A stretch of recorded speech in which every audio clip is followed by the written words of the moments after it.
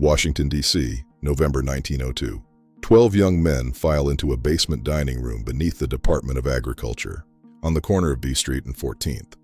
They are government clerks, healthy, vigorous, most in their 20s. They are about to sit down to the best meal of their working lives. The food is excellent. The chef, known only as Perry, is talented. The ingredients are fresh and pure, personally sourced by the man running this experiment. But these men know what's in it.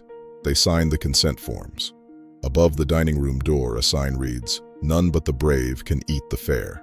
The man who put that sign there, the man who designed this experiment, is Dr. Harvey Washington Wiley, Chief Chemist of the United States Department of Agriculture, and he has just laced their dinner with borax. This is the story of the Poison Squad, the government experiment that proved what was killing Americans, and ultimately created the FDA.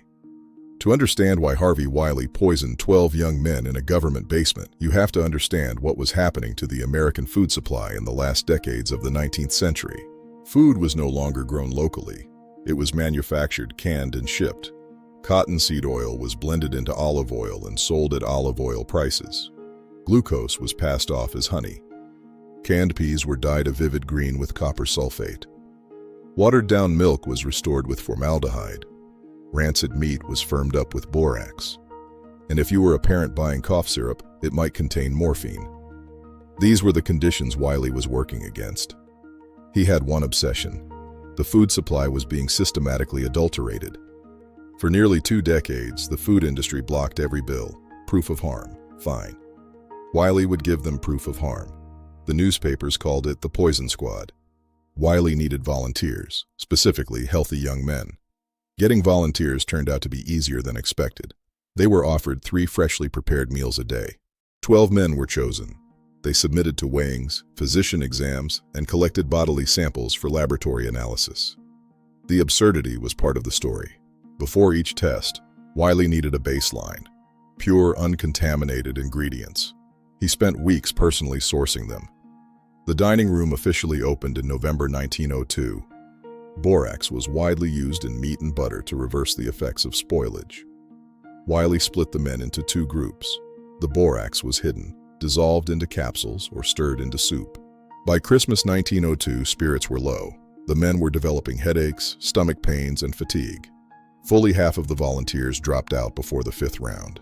Formaldehyde was perhaps the most disturbing. Used to preserve milk, it strained the kidneys and made volunteers acutely ill. 1 squad member died during the period. The sign above the door, "None but the brave can eat the fare," had begun as dark humor. By year 3, it felt less like a joke. The testing had run for 5 years. The Poison Squad became a national sensation. Reporters showed up at the USDA regularly. Supreme Court justices were heard joking about it. It was too important to ignore. Women's organizations across the country took up the cause. More than 1 million women wrote letters to the White House demanding food safety legislation. It was a massive citizen campaign.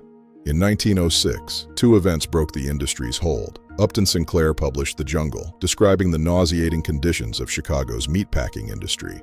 President Theodore Roosevelt saw his opening. On June 30, 1906, he signed the Pure Food and Drug Act, known colloquially as the Wiley Act, the first federal law of its kind. The Bureau of Chemistry that Wiley built became, in 1930, the Food and Drug Administration. Every drug you've been prescribed traces its lineage to those 12 young men. That's how consumer protection works. It always has been. Visit UnbedsideManners.com to learn more about the stories that shape our medical rights.